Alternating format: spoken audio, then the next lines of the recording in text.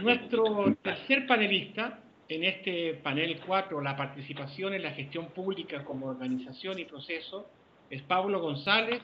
asesor de la directora general de la Función Pública del Ministerio de Política Internacional, de Política Territorial y Administración Pública. Estimado Pablo, sus 10 minutos. Muy bien, muchas gracias, Francisco. Decía que quería iniciar mi exposición saludando en primer lugar a mis compañeros panelistas y al moderador, por supuesto, y agradeciendo en nombre de la Directora General de Función Pública esta oportunidad de participar en esta iniciativa que, por otro lado, tiene un carácter bastante innovador y que nos parece de enorme interés. Si bien Emilio García ayer ya tuvo la oportunidad de saludar en el nombre de España y de hacer los agradecimientos oportunos. Bien. Antes de iniciar mi exposición, sí quería brevemente hacer una mínima salvedad, que es que trataré de analizar aspectos concretos relacionados con la propuesta que se nos hace de participación en la gestión pública como organización y como proceso, intentando no incurrir excesivamente o no solaparnos con el contenido de otros paneles que van a tratar temas muy cercanos en el marco de la propia Carta. Y haré algunas referencias específicas a España, aunque intentaría abordarlo desde una perspectiva quizá un poco más general, si bien lógicamente nuestra perspectiva está muy condicionada por nuestra realidad inmediata, que es la de nuestro ordenamiento jurídico y las iniciativas que existen en España en esta materia. Intentaré no abusar excesivamente, no obstante, de estas menciones. La Carta, efectivamente, en la medida en que está suscrita muy recientemente, en el año 2009, es cierto que a día de hoy podemos considerar que es difícil apreciar, yo creo que en la mayoría de los estados, cambios significativos,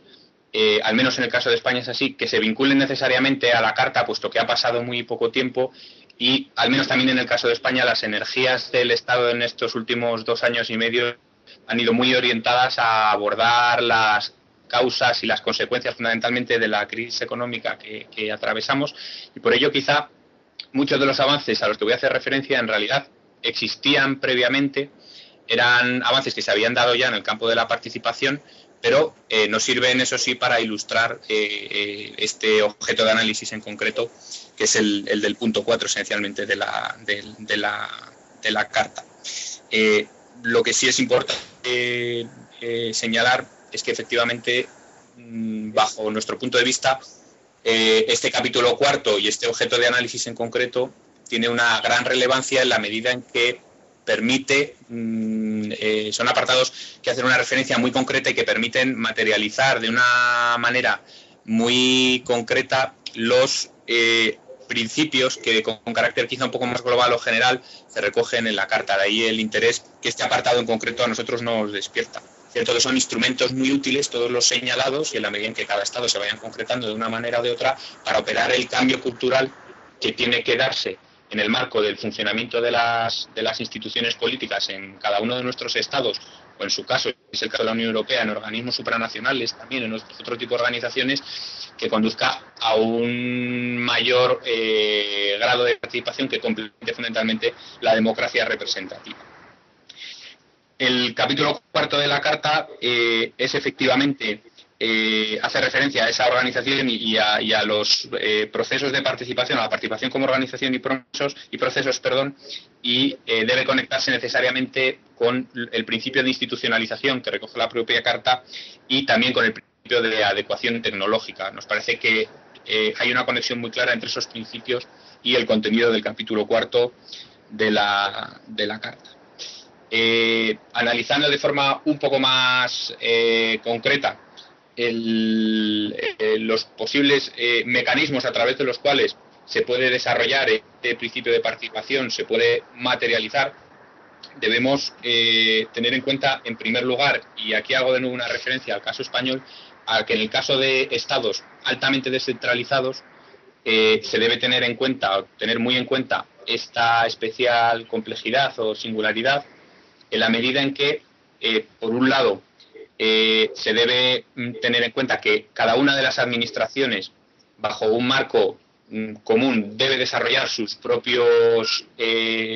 mecanismos que garanticen la participación de los ciudadanos en la gestión pública, y por otro lado se debe tener en cuenta también que el nivel municipal en el caso de España revestido de una especial autonomía en su funcionamiento, como también en el caso del nivel regional. Como decía, en el caso del nivel municipal es un nivel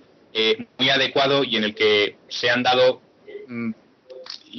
algunas iniciativas de participación en los asuntos públicos de cierto interés, sobre todo, como señalará al final, las que conducen al mecanismo del presupuesto participativo, que quizá no ha tenido tanto acogimiento en los niveles estatal o nosotros lo llamamos estatal, el nivel central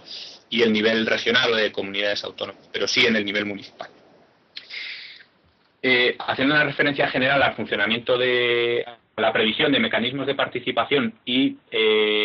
haciendo un recorrido desde el marco jurídico más general, el constitucional, y descendiendo progresivamente, en primer lugar, efectivamente, como señalaba Teresa, también en el caso español hay una recepción constitucional de dos principios esenciales, el primero de los cuales es, con carácter general, el derecho a participar en los asuntos públicos de manera directa, no solo a través de los representantes, no solo a través de la democracia representativa. Es un principio que se consagra y que en el caso de la Constitución tiene dos desarrollos muy claros, que son, en primer lugar, la iniciativa legislativa popular, que es una modalidad de iniciativa que se reproduce no solo, aunque la previsión constitucional está mirando fundamentalmente al nivel central o estatal, al Parlamento, a las Cortes Generales, sino también en el ámbito de los 17 parlamentos regionales, y, por otro lado, la modalidad del referéndum consultivo. He de decir que estas dos modalidades, si bien podemos presumir de que exista esta previsión constitucional, es cierto que su uso no ha sido quizá tan intenso como podría haber sido desde la aprobación en 1978 de esta Constitución. Por otro lado, se prevén una serie de mecanismos, descendiendo ya a un nivel de rango legal y abandonando el constitucional, de participación en la elaboración de las normas, bien por parte de los ciudadanos que tengan un interés, o aquellos colectivos que tengan una cierta relación con la aprobación de estas normas, sean de rango legal o bien dictadas por el Ejecutivo, es decir, de rango reglamentario. Y, como decía, hay una previsión de que se incorporen determinados informes cuando se considera que existen colectivos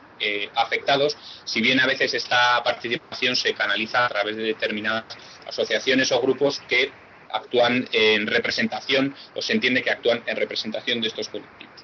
Por otro lado, nuestra normativa de régimen jurídico de las administraciones públicas hace una previsión bastante extensa,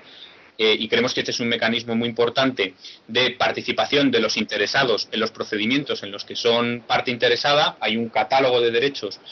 actualmente vigentes de participación y de intervención de los ciudadanos en estos procedimientos en los que son parte, y por otro lado existe también unos derechos reconocidos de acceso más general que para solo los interesados, de acceso, decía, a los archivos y registros. Este es básicamente una cierta visión de las previsiones jurídicas que existen. Existen también un desarrollo bastante amplio de la participación o la integración en determinados órganos, precisamente de naturaleza participativa, en la que se suelen integrar tanto administraciones públicas como sectores de colectivos interesados o stakeholders, especialmente aquellos vinculados a algunas políticas públicas, como son las de juventud, las de igualdad. En los consejos que suele existir alrededor de estas políticas se integra esa participación. Es cierto también que se puede incurrir en un cierto riesgo del que nos previene el artículo 33 de la propia Carta, de que a veces esa canalización excesiva a través de determinados organismos o representantes de estos intereses que deben concurrir para el desarrollo de ciertas políticas puede conllevar que lo que se diluya precisamente sea, digamos, la participación entendida en su dimensión más general. Insisto en que el propio artículo 33 hace una prevención a este respecto y conviene que sea muy tenida en cuenta. Estimado Pablo, estamos ya en los 10 minutos para que hagas un cierre de esta primera presentación. Pues quería hacer solo dos referencias últimas muy rápidas. En primer lugar, a la importancia que tiene en el momento actual también la incorporación de nuevas tecnologías en estos procesos de participación. En España se aprobó una ley de acceso electrónico que regula precisamente estas relaciones telemáticas entre ciudadanos y administraciones,